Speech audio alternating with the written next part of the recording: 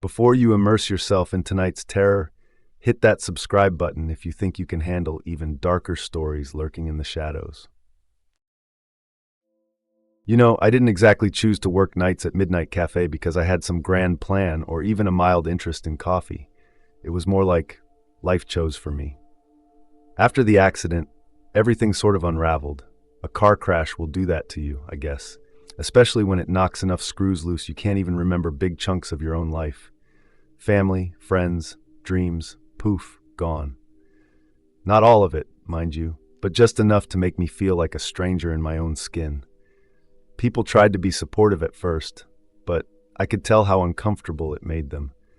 I mean, how do you hold a conversation with someone who doesn't even remember your birthday? Or worse, that you're related to them? They all drifted away eventually, and honestly, I don't blame them. After a while, it was just me. I didn't know what I was supposed to do with myself. No job, no hobbies, no real sense of identity. The hospital staff kept telling me I needed something to ground me, something to get me out of my head. One nurse, this sweet older lady with a soothing voice, mentioned a little cafe on the edge of town. She said it was perfect for people who were starting over. I didn't ask what she meant by that, but I was desperate enough to take her advice. So, a week later, there I was, standing in front of Midnight Café. It was tucked into this quiet, foggy corner of town that looked like it hadn't seen sunlight in decades. The place had this strange vibe, like it was both welcoming and slightly off. I couldn't figure out why, but it felt familiar, even though I was sure I'd never been there before. Maybe it was the way the fog curled around the lampposts, or how the sign above the door flickered like it was stuck in time. Whatever it was, it pulled me in. When I stepped inside, I was greeted by the smell of coffee. Strong, dark, almost bitter enough to taste in the air. The cafe itself was small but cozy, with mismatched furniture and warm lighting that made the place feel alive in a way I hadn't felt in, well, I couldn't remember. The manager was waiting for me behind the counter. He was this wiry guy with sunken eyes and a sharp, almost too perfect posture, like he'd been carved out of wood. He didn't say much, just handed me a crumpled sheet of paper with a list of rules on it. "Follow these exactly," he said in this low, tired voice, like he'd repeated the line 100 times before, "or you'll regret it." And that was it. No welcome to the team, no here's where we keep the coffee filters, just rules. He didn't crack a smile. He just walked off into the back room, leaving me alone with the paper. Rule 1. If a customer orders something you've never heard of, check the menu on the chalkboard. It changes every night. Rule 2. If someone pays with a coin older than 1960, return it immediately and tell them their drink is free. Rule 3. Never write your name on anything inside the cafe. Rule 4. If someone asks for directions to somewhere you don't recognize, politely refuse and offer them a cup of coffee instead. Rule 5. At 3:33 a.m., lock the door for exactly 3 minutes, no matter what's outside. Rule 6. Never under any circumstances look at your reflection in the cafe windows after 4 a.m. When I got to Rule 3, I let out a short laugh. "Write my name?" I muttered under my breath. "I don't even know what my name is. How the hell am I going to write it?" I folded the paper and stuffed it into my pocket, shaking my head. This place gets weirder by the minute, I thought, glancing at the clock. The first thing I noticed on my first night at Midnight Café was the absence of printed menus. No laminated sheets, no quirky boards on the tables, just a giant chalkboard hanging behind the counter. The handwriting on it was neat but whimsical, like whoever wrote it wanted to make sure it was legible while still showing off their flair. At first glance, the menu looked normal enough. Lattes, macchiatos, teas, and a few pastries. But as I read further, I noticed some of the drink names were off. Lost Opportunities Mocha, Second Chances Tea. I frowned, thinking maybe it was part of the cafe's quirky aesthetic. But the longer I stared, the more unsettling it felt. The chalkboard wasn't there earlier in the day when I came in to meet the manager. I'd remember something like this for sure. I shook off the weird feeling and started wiping down the counter, trying to focus. Around 1 a.m., the bell above the door jingled, and a customer walked in. They were tall, with a long coat that seemed more formal than what you'd expect for a late-night coffee run. Their face was almost forgettable, generic in a way that didn't seem natural. They walked straight up to the counter and said, "I'll have a forgotten memories latte." I froze for a second, my brain trying to catch up. That wasn't on the menu when I checked earlier. My eyes darted up to the chalkboard, and there it was, written in the same loopy handwriting as the rest. Sure. "Coming right up," I said, trying to sound confident, but my hands were shaking. I stared at the coffee machine for a moment, unsure of what I was supposed to do. I had worked in cafes before, at least I think I had, but everything felt foreign. There were so many buttons and the process seemed complicated. I tried to remember the steps, but it felt like there was a thick fog in my brain, blocking out anything that should have been second nature. My fingers hovered over the machine, like I was waiting for my body to remember what to do. It was frustrating. How could I forget something so simple? After a few failed attempts, I decided to just wing it. I ended up using the espresso, steaming the milk like I thought was right, and hoping it all came out okay. But the whole time I had this nagging feeling that I was being watched, judged, by the menu, by the cafe, by something I couldn't explain. When I handed the drink to the customer, they didn't say thank you. They didn't even sip it. They just stood there, staring at me with this piercing gaze, their eyes boring into mine like they were searching for something. After what felt like an eternity, they turned and walked out without a word. The door jingled behind them, and they were gone. I turned back to the chalkboard, trying to shake the weird vibe. That's when I noticed something faint, just barely visible under the freshly written menu. It looked like old handwriting that hadn't been completely erased, the kind you'd see on a school chalkboard where the teacher didn't wipe hard enough. I leaned in closer, squinting at the faint letters. And there it was, written in a ghostly scrawl. It's all connected. Connected to what? I backed away slowly, suddenly feeling like the cafe was watching me instead of the other way around. My hands were shaking as I went back to wiping the counter, but no amount of scrubbing made me feel better. By the third night, I thought I was getting used to the routine of working here.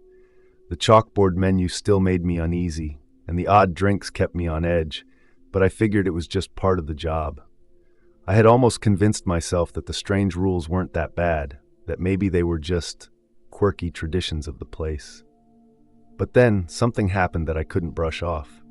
It was around 2 a.m. when an elderly woman walked in. She moved slowly, with deliberate steps, her long coat trailing behind her like some kind of ghostly figure. Her silver hair was neatly pulled back into a bun, her face lined with age, but her eyes were sharp, fixed on me. It was one of those moments where you feel like someone's observing you more closely than is comfortable. She ordered a simple black coffee, which, for once, was a relief. No strange names this time. I set to work, preparing the drink, and then, without any warning, she reached into her purse and pulled out a coin. It was old. Really old. Dull and worn, like it had been passed through many hands over the years. The coin was dated 1947. For a split second, my mind blanked. I didn't remember Rule 2, probably because I had so many other things to focus on, and the rules didn't seem like a big deal right now. I took the coin, slid it into the register, and without thinking much about it, continued on with my task. The moment the coin hit the register, something changed. The air grew cold, unnaturally cold. I wasn't sure if it was just me, but it felt like the temperature had dropped by at least 10 degrees, and I could see my breath in the air. But then something even stranger happened. I started hearing voices. At first I thought it was just the usual hum of the cafe, the wind outside, maybe even my imagination. But no, it was something else. The whispers weren't clear, but there was a sense of urgency in them. I couldn't make out the words, but I could feel them, like they were directed at me. I froze, my heart pounding, trying to shake off the feeling that something was terribly wrong. I wasn't sure what was happening, but I felt my hands tremble as I reached for the coin in the register. I quickly pulled it out and slammed the drawer shut. The moment I did, the whispers stopped. The air felt still again, as if the entire room was holding its breath. The woman hadn't moved. She was still standing at the counter, her eyes locked on me with an unnerving calmness. I was trying to shake off the panic, but it wasn't easy. I hadn't heard my name, but I felt like something was trying to reach me, something from my past, or maybe something from a past that wasn't mine. I quickly remembered Rule 2 and, without thinking twice, I offered, "Your drink's free, on the house." For a moment, there was no response. Then she tilted her head slightly, as if considering my words. And then she smiled. It wasn't a warm smile. It wasn't even a nice smile. It was a smile that sent a shiver down my spine. "Don't make that mistake again," she said, her voice low but clear. She didn't yell, didn't even raise her voice. But there was something about her tone that made it sound like a warning, like I was playing with fire. She picked up her coffee and left, her coat trailing behind her as she disappeared into the night. I stood there, staring at the spot where she had been, the cold still lingering in the air. I felt a tightness in my chest, a sense of unease that I couldn't shake off. I didn't know what I had just experienced, but I knew one thing for sure. I was starting to feel like I was part of something much bigger than I could understand. It was a quiet night, the kind of shift where the clock seemed to drag on, and every tick felt louder than the last. I was wiping down the counter, trying to shake the unease that still lingered from the woman and the coin from a few hours ago. The cafe was calm, almost too calm. Then the door creaked open. A man, looking a bit frazzled, walked in. His clothes were wrinkled, as if he'd been on the move for hours, and his eyes were wide, darting around as though he was searching for something, or someone. He took a few steps toward the counter and leaned in. "Excuse me," he said, voice shaking. "Can you tell me how to get to the road that ends twice?" I stared at him for a moment. That was the last thing I expected to hear. My mind went blank. I was about to explain that I had no idea what he was talking about when something clicked. I suddenly remembered Rule 4. If someone asks for directions to somewhere you don't recognize, politely refuse and offer them a cup of coffee instead. I swallowed hard, trying to maintain my composure. I had no idea where this road was, but this was no time to ignore the rules. "I'm sorry," I said, forcing myself to sound calm. "I'm not sure where that is, but how about a coffee? On the house?" The man didn't seem fazed by my refusal. In fact, he smiled, grinned, in a way that sent a chill straight through me. His smile was wide, too wide, stretching across his face like it didn't belong there. It wasn't a friendly smile, more like something out of a nightmare. His eyes, though, they were the worst part. They were hollow, empty, like there was nothing behind them. "Thank you," he said, his voice low and eerily calm, before he turned and walked toward the door. But as he did, something strange happened. The air around him seemed to warp, and a foul, acrid smell filled the room, like burnt rubber mixed with something rotten. I gagged, choking on the stench. Before I could react, he was gone. The door closed behind him with a soft click, and just like that, the smell disappeared. The cafe was quiet again. I stood there for a few moments, frozen. My heart was racing, and I wasn't sure if I'd imagined the whole thing. But then, something caught my eye, a sticky note on the counter, right where the man had been standing. I reached for it, my fingers trembling as I picked it up. In messy handwriting, it read, "You're learning." The words made my stomach drop. I looked around the cafe, half expecting the man to reappear, but the place was empty, still, as if nothing had happened. I couldn't stop thinking about the road he asked about, the road that ends twice. I had no idea what it meant, but somehow it felt familiar, like I should know it. And it made me uneasy to think that I might be a part of something larger, something beyond my understanding. I hadn't even realized how much I was beginning to believe in the rules, until this moment. The night had been dragging on, but everything seemed normal enough. The kind of quiet that felt almost peaceful, if not for the ever-present unease that was starting to settle in my bones. The cafe was mostly empty, save for a few regulars, and the clock ticked away slowly, each minute heavier than the last. But then, the clock hit 3:33 a.m. I froze. The memory of Rule 5 flashed in my mind. At 3:33 a.m., lock the door for exactly 3 minutes, no matter what's outside. I didn't question it anymore. I'd learned by now that the rules weren't suggestions, they were demands. I stepped over to the door, hands shaking as I slid the bolt into place, sealing the cafe shut. I glanced at the clock again, 3:33. I had 3 minutes. 3 minutes to wait. But something in the air felt off, like an impending storm or the sensation you get right before something terrible happens. Then I heard it. a faint tapping like nails against glass. It was soft at first, but then it grew louder. The sound echoed through the empty room, and before I could even think to check the windows, I felt a cold shiver crawl up my spine. I approached the glass door cautiously, my heart pounding in my chest, and that's when I saw them. Figures, no shadows, pressed against the glass. Their faces were distorted, warped, as if someone had taken my reflection and twisted it beyond recognition. Hollow eyes, twisted grins, and skin that seemed stretched too tight. They were all me, or at least versions of me, different, wrong, and they were staring straight at me. Their hands clawed at the door, scraping the glass with long, jagged nails. Their mouths opened, but they didn't speak. Instead, their voices rang out in unison, layered together like a chorus of my own voice, but twisted, hollow, wrong. You, you, you. The words repeated, overlapping, growing louder and more distorted. It felt like they were calling my name. It felt like they knew something I didn't, like they were mocking me. I backed away from the door, my breath coming in shallow gasps. My mind screamed at me to do something, anything, to unlock the door, to run, to scream. But I remembered the rule. I remembered the consequences of breaking it. I had 3 minutes.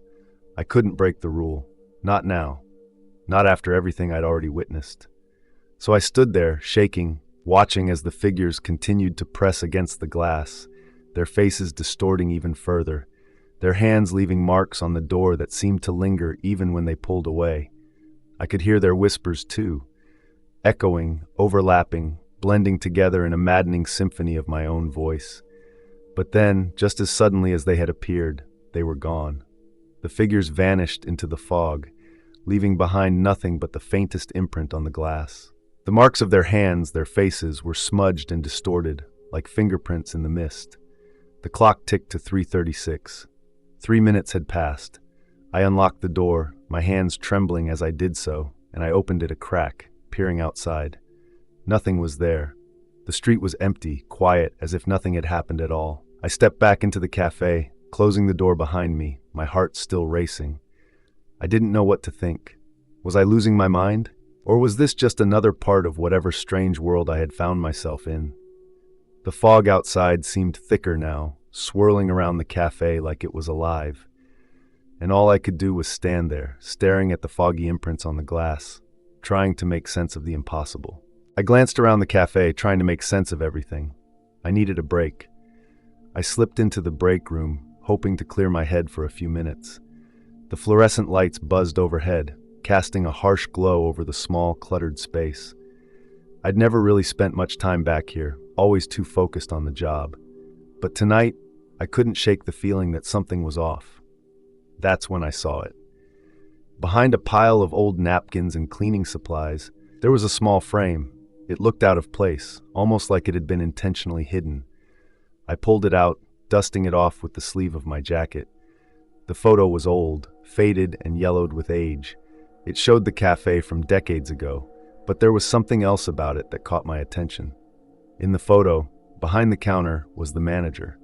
But this version of him was younger, much younger. His hair was darker, his face less weathered. It was undeniably him. But how was that possible? The date on the back of the photo was scrawled in fading ink, 1986. I froze, holding the photo in my hands. How could this be? The manager didn't look a day over 50, but the photo clearly showed him from almost 40 years ago. Could he really have been working here that long? Or was there something more to this place than I understood? I couldn't stop myself. I had to know more. I found the manager in the main cafe area, wiping down the counter. As usual, he was calm, collected, but tonight there was something different in his eyes, a kind of understanding that made me uneasy. I approached him, holding up the photo. "Hey, I found this in the back room. It's you, right? But this was taken in 1986. How is that possible? You don't look any older than you did when I started working here."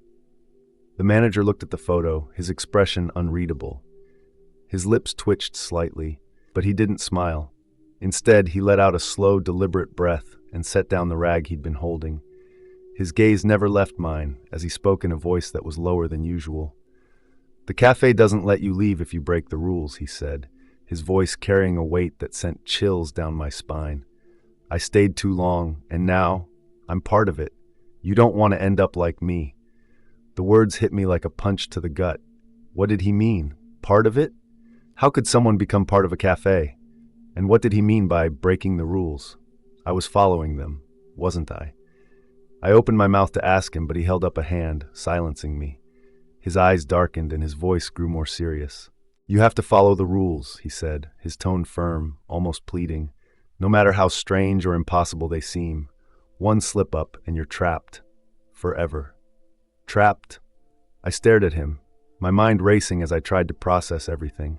I had no idea what was going on, but something in my gut told me that he wasn't lying. Something about the cafe felt wrong. It was like it was alive, watching us, pulling us in deeper with every passing hour. The manager's eyes softened, but only for a moment. "I don't remember when I started," he said quietly, "but I know I've been here longer than I should have. And now I can't leave, and neither can you." I felt the weight of his words pressing on me, making it harder to breathe. How could I escape something like this? Was there even a way out?